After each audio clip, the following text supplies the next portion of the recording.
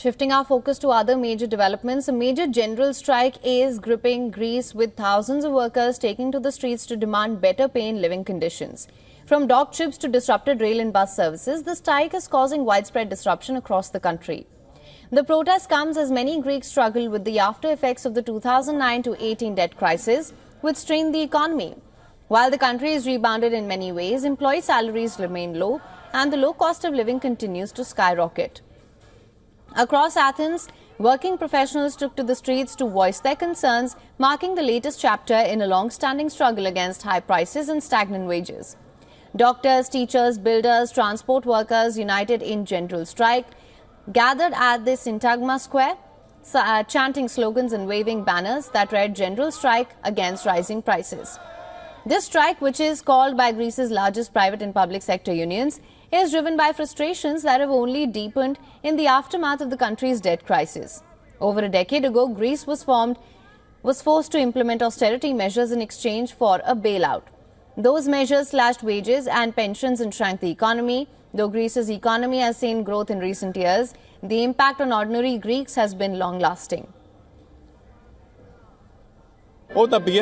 Each time we go to the supermarket and each time electricity bills land, we suffer small heart attacks. So we want real measures against the high prices, not inefficient government policies. It's gratifying that there are a lot of people today, and hopefully it's a wake-up call because we have a long way to go.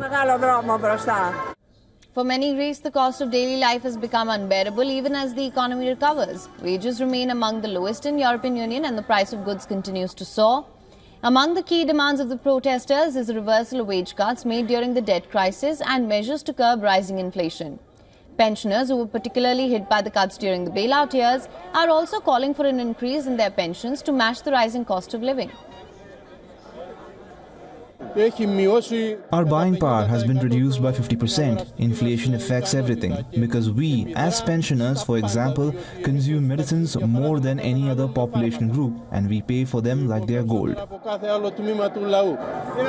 It is a struggle for the right to have employment, for the right to freedom, for the right to education. The strike has caused disruptions in transport services across Greece. Ferries are docked, buses and trains remain at a standstill as unions protest the rising costs of living that continue to outpace any increase in wages or pensions.